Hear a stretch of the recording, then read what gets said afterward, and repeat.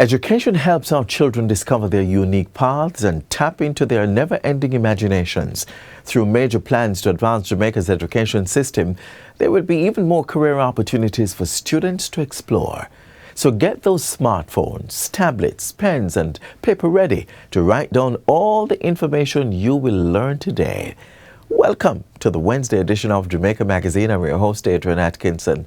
We will unpack today's educational lineup right after this quick break. Stay with us. Here's how we sign the alphabet. A, B, C, D, E, F, G, H, I, J, K, L, M, N, O, P, Q, R, S, T, U, V, W, X, Y, and Z. Now I know my ABCs. Next time, won't you sign with me?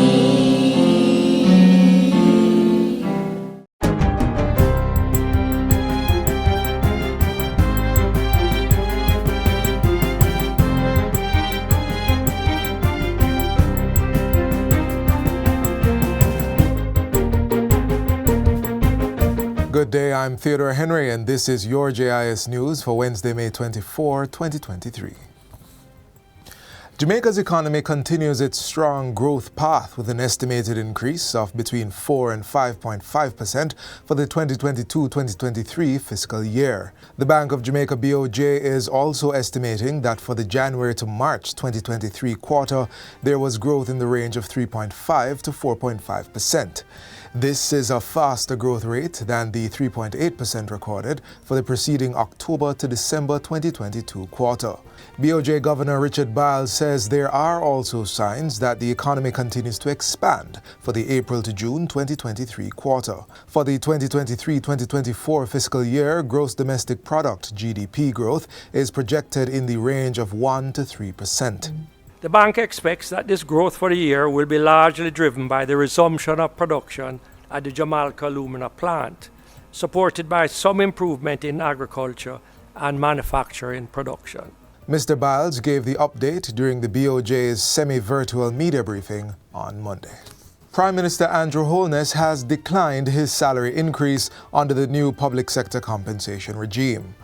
Under the compensation review exercise, the Prime Minister's salary was set to move to $22.3 million, effective April 1, 2022, then $25.2 million April 1, 2023, and $28.5 million April 1, 2024. But during a press conference on Monday, Mr. Holness announced that his salary would remain at its current level of $9.16 million. I have directed the Transformation Implementation Unit to remove the Prime Minister's compensation from the new salary scale. The Prime Minister's compensation will therefore remain at its previous levels. To be clear, no retroactive payments will apply to the Prime Minister's pay.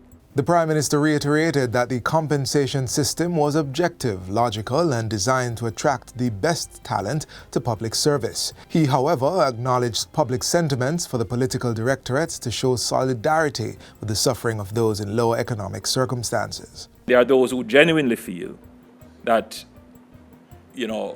politicians have a higher moral duty to act in concert and solidarity with those who are suffering. I am particularly moved by that argument. Meanwhile, government is set to implement several accountability measures for the political directorate. Prime Minister Andrew Holness says written job descriptions for members of parliament and ministers are already in place.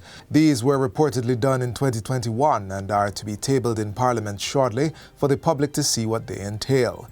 He adds that a code of ethics to govern the conduct and duties of MPs was developed late last year by the Ministries of Justice and Legal and Constitutional Affairs. The Prime Minister says financial penalties are also to be instituted for unexcused absences from sittings of Parliament and committee meetings. So MPs are getting more pay. If they don't turn up, their pay will be docked.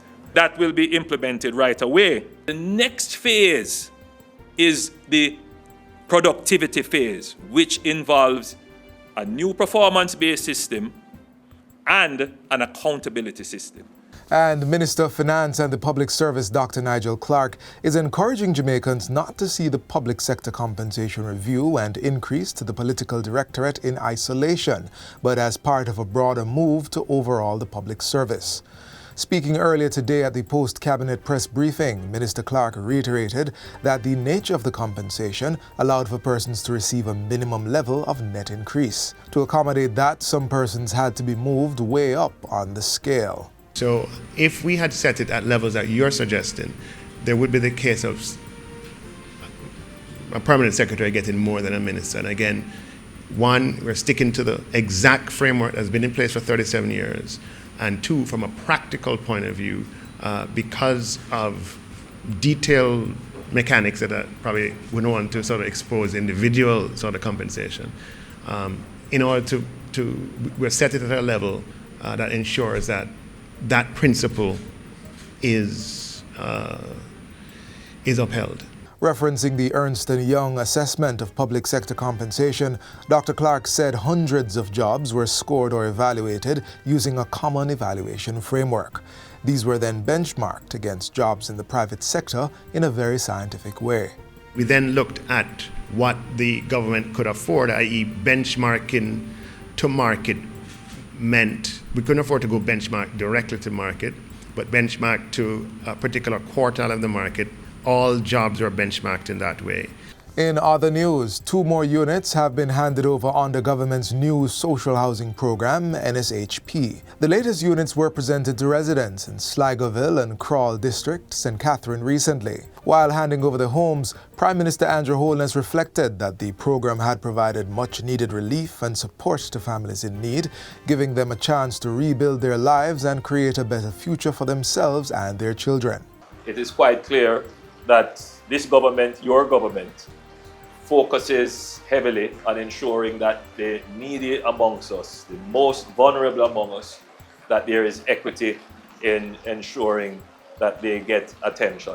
So far, the government has handed over 146 NSHP units. A census will be conducted to get a better understanding of the housing needs for indigent persons, and production is to be fast-tracked to meet the 6,000 demand currently estimated.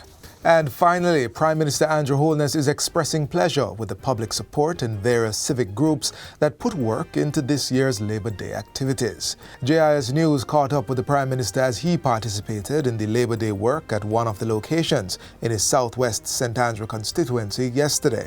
There, residents from the Olympic Gardens community turned out in their numbers to upgrade the waiting area of the health centre, paint pedestrian crossings, and clear the community of bulky waste. It's a big turnout.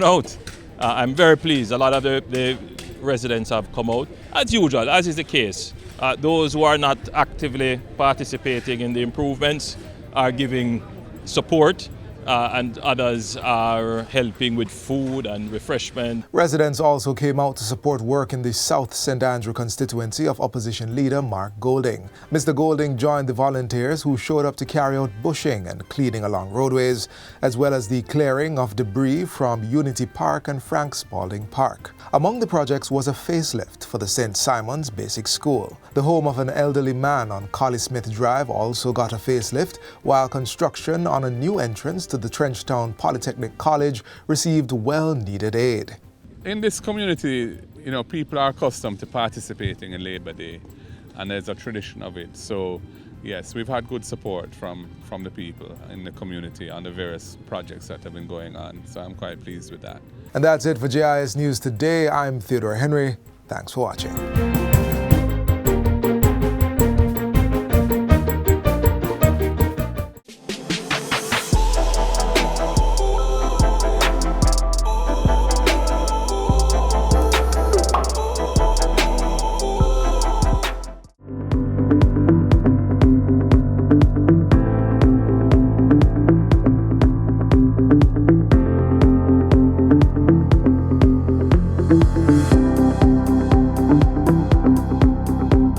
From addressing accountability measures from members of Parliament to strengthening Jamaica's relationship with regional and international partners and making home ownership a reality for even more Jamaicans. What was on the Prime Minister's agenda last week? I'm Vaughn Davis, and we're unpacking it all inside Jamaica House Weekly.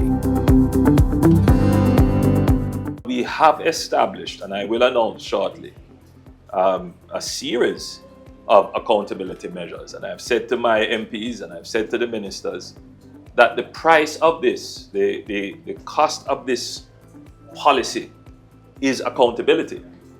Every single MP, all ministers are now committed to ensuring that they earn the salary. That was Prime Minister Andrew Holness responding to concerns about recent salary increases for members of the Political Directorate as part of the Public Sector Compensation Review exercise. The Prime Minister said he was pleased with society's call for accountability and performance standards, given the recent salary adjustments. He said the entire public service would have to adhere to a performance-based compensation system. Yes, we have focused on improving the compensation element. The second phase now is performance-based remuneration systems. The Prime Minister, who was speaking at a function on Friday, also addressed the issue during a floral tribute to mark the 100th anniversary of the birth of late former Prime Minister Hugh Lawson Shearer. There is a false sense being created that somehow only one class of people have gotten increases. We continue to lose the potential that this country produces every year because the wage level is low. This administration recognized that, and we have taken a decision to increase by over 100 billion Jamaican dollars the wage bill. And everybody is lifted. Prime Minister Holness also helped to shore up Jamaica's regional and international partnerships last week through a series of meetings at Jamaica House. On Wednesday, he met with Vice President of Operations at the Caribbean Development Bank, CDB, Isaac Solomon. They discussed CDB and Jamaica's shared commitment to addressing social challenges and creating a better future for citizens. Both parties explored various strategies and approaches to tackle the complex issues facing society, particularly in the realm of social intervention. They also recognized the importance of targeted initiatives that address education, youth empowerment, crime reduction, and community development. The following day, the Prime Minister received the UK Foreign Minister James Cleverly in a courtesy call. They discussed a host of topics, including the strong relationship between the UK and the Caribbean, and using that to tackle challenges that exist in areas such as climate change, food security, energy, and security. On Friday, Mr. Holness welcomed CARICOM Secretary General Dr. Carla Barnett, and both parties spoke about the situation in Haiti and other issues affecting the region. Prime Minister Andrew Holness closed out his week delivering 2 more units under the government's new social housing program. The latest units were handed over to residents in Sligoville and Crawl District in St. Catherine. They bring to 146 the number of social housings delivered to date. Mr. Holness promised that production was to be fast-tracked to meet the 6,000 housing units targeted under the intervention. It is quite clear that this government, your government, focuses heavily on ensuring that the needy amongst us, the most vulnerable among us, that there is equity in ensuring that they get attention. And this is where we close out Jamaica House Weekly. We'll be back next week with more stories coming out of the office of the Prime Minister.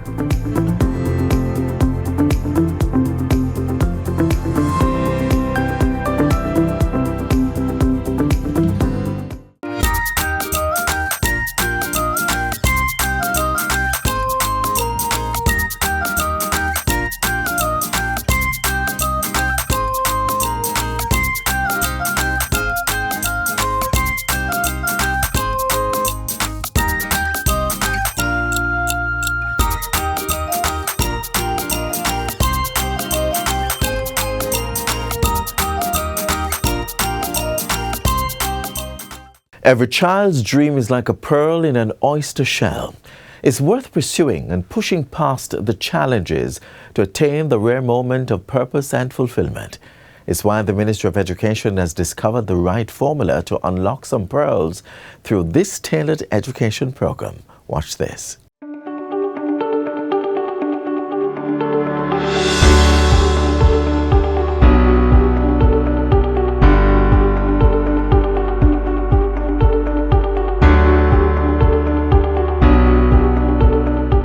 Teacher chose him to do 3 subjects. He passed 2 and failed 1, get a 4. This is precisely why the ministry moved in this direction. We are cognizant that not every child will move at the same pace, and so pathways learning programs must be created for them. Effective September 1, 2022, all students leaving 5th form at public high schools enroll in an additional 2 years of higher learning. This is done through the 6th Form Pathways program, an initiative of the Ministry of Education that's geared towards ensuring students receive the skills and competency development needed for today's advanced society. The program is also open to students who dropped out of school before completing 5th form once they are between the ages of 16 and 18. Having completed the Caribbean Secondary Examination Certificate at the end of 5th form or grade 11, students will be eligible for the program and must register at their current high school. Here's a look at the program in action. Secondly, the infant mortality rate. How did that affect how many children the people want to have? At Charlie Mount High, nestled in the hills of St. Catherine, an abandoned building was quickly retrofitted to accommodate the increased number of students due to the 6th Form Pathways program. We have a large number of students applying for our 6th Form program. And so within the Pathway program, due to space constraints, we can only take a small number. We would want to take a lot more. And so those who are unable to join us and continue with us, we recommend them to other institutions. 140 students are currently enrolled in the program. From grade 7 coming up, I've always leaned more to sciences, so it was quite easy when he came on to go into 6th form to select those subjects. I was previously in Pathway 2 doing business subjects such as entrepreneurship and customer engagement. I have now matriculated to Pathway 1 by attaining all 5 CSEC subjects and is now doing all sciences. These would include agricultural science, environmental science, and computer science. Desonja, who was previously in lower 6th form, was able to pursue an additional CSEC subject so she could qualify for the traditional Pathway 1. On Pathway 1, students pursue Caribbean Advanced Proficiency Examinations CAPE subjects at the diploma or associate's degree level. Pathway 2 is the technical route and includes a mandatory NVQ-J skill. Pathway 3 allows students to get additional CSEC subjects or pursue a specialized skill. The Pathway program brought new initiatives. It allows us to be able to assist some of our students who would have not done well at CSEC. This gives us a second opportunity, a second chance to look at our students, to give them the opportunity for them to get to understand themselves and to do well. What about the word independence now? How does that come in? Somebody said independence. Good. So what I want you to do in your group now is to analyze the criticisms that have been put forward against the demographic transition model. Students are guided by their 6th form coordinator so they can be properly placed. I would have had persons in Pathway 2 that is now matriculated to Pathway 1 because they were given the opportunity with their 1 or 2 subjects to sit those and come again to do the CAPES at Pathway 1. Charlemagne stands ready to work and to continue the program, the 6th Form Pathway program with the Ministry of Education. Each year we graduate, or in our graduating cohort, we have over 250 students, and we would love to have at least 3/4 of that number continue with us. Since September 1, 2022, the 6th Form Pathways program is offered at no cost to students. The government will pay $17,000 per student in secondary schools, $80,000 per student in private tertiary institutions, and $60,000 for students in public tertiary institutions. At the end of the program, students in high school will earn a National School Leaving Certificate, Level 2. Students who participate in the sixth form only program at tertiary institutions will receive the same certificate once they have completed the full 2 years. In the future, I'd like to become a veterinary technician. The pathway that I'm on now, I'd excel in my science subjects because I'm in the science class. I would need more subjects to be accepted into the college of my dreams. So my dream is to become a pharmacologist or something within the field of pharmacology. So I consider the sixth form pathway right now as a milestone in that, a journey. So it's paving the way for me to attain that dream.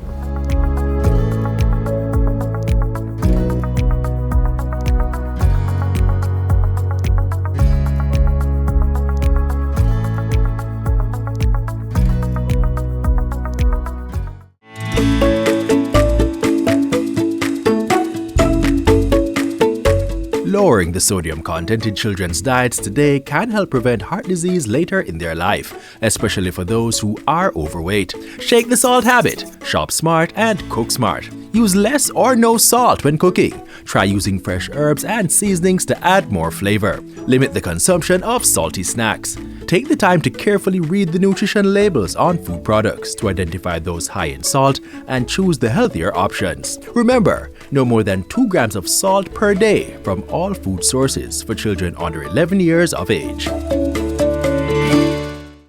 In a world of artificial intelligence and increasing discoveries of new technologies, our teachers will be called upon to help our children navigate that space more. Find out how one educational program is already speeding up the digital race right here in Jamaica. Science, technology, engineering, and mathematics, STEM, a supportive trunk of our island's national standards curriculum, which is strong enough to propel the growth of branches, fueling a better Jamaica. And as if that wasn't enough, our government's creativity expanded to mold the direction of STEM to create STEAM, science, technology, engineering, arts, and mathematics. Right now, I'm about to meet head STEAM maker at the STEAM House, Godiva Golding, to learn about how her initiative is helping government prepare young minds for life beyond the classroom and beyond the curriculum.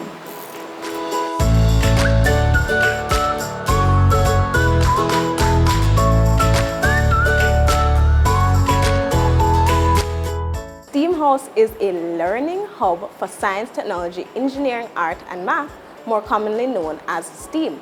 We teach integrated approaches to robotics and coding that allow students to actually solve real-world problems. So we do this through, again, coding and robotics education and taking them through the process of exploring, imagining, and then making. At the end of STEAM House programs, you will always end up with some sort of end product, whether that be a game, be a prototype, or some web app that you can share with your family and friends. And we center all of this around project-based learning, because project-based learning is what is going to help students to build their problem-solving skills, critical thinking skills, and also help them to channel their creativity. So I know you might be wondering, why was STEAM House created and what is the target audience? Here's the answer.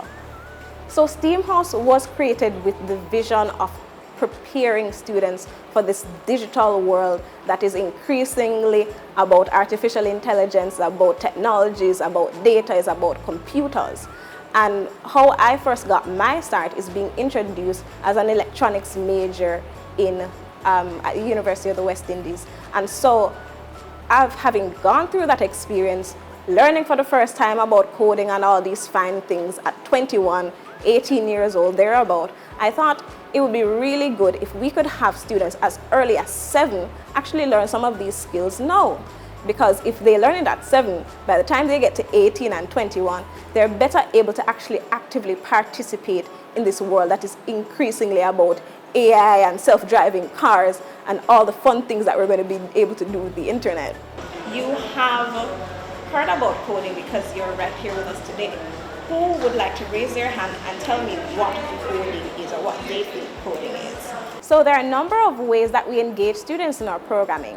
One way is our Block to Basics flagship course, which is a 2-month introduction to coding for children. The second way is through our summer camps. as well as ongoing STEAM camps that students can opt into, as well as our STEAM Maker Club. And the final thing, for especially foundations and organizations who are looking to build the skill set in their community, we have our Tinker workshops. So this is actually one of those workshops that students will be able to come in, have a hands-on experience with electronics, with coding, and build something that solves a problem in their community. As you heard earlier, STEAM Maker has many programs that cater to the unique needs of its participants. Right now, we're witnessing firsthand the STEAM Maker Hour, done in collaboration with the Jamaica Library Service. So this initiative, which is done with the St. Catherine Parish Library Network, is one hour per week coding course that students can actually take, and this is free of charge. But we do have paid programs that students can opt into that go and teach them the basics of not just coding and robotics, but also helps them to go really deep in building their problem-solving skills, because we take them through an entire process of starting out with an idea and having that idea turn into reality.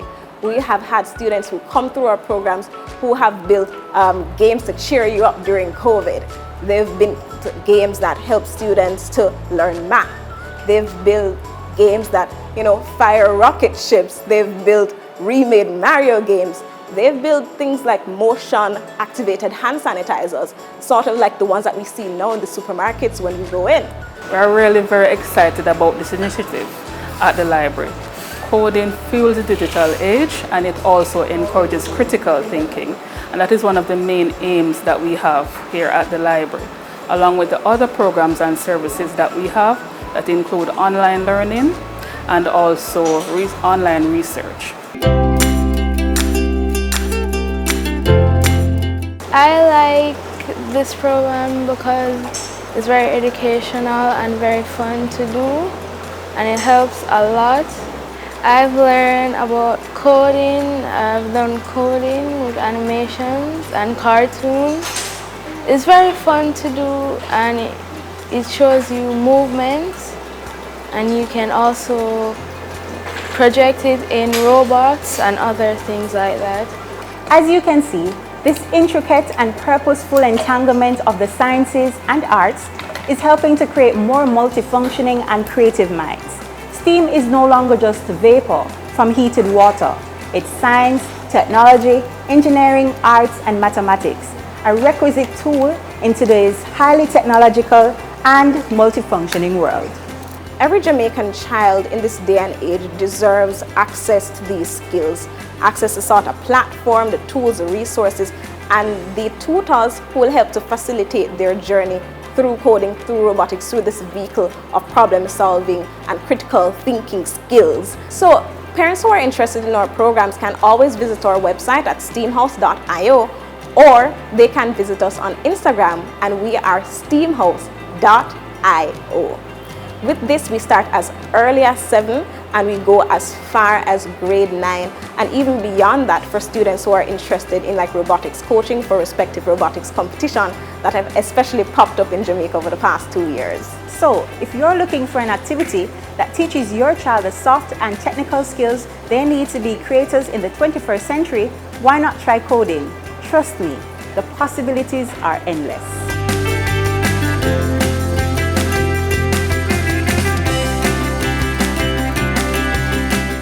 Still need more information? Well, visit our website, jis.gov.jm, to discover all you need and find more enriching programs. We would love to hear your thoughts about today's show, so send us your feedback via email to Jamaica Magazine@jis.gov.jm. On behalf of the entire production team here at the JIS, I'm Adrian Atkinson, reminding you to get involved and help to positively impact the future of our children. Thank you so much for watching. This has been a production of the Jamaica Information Service, the voice of Jamaica.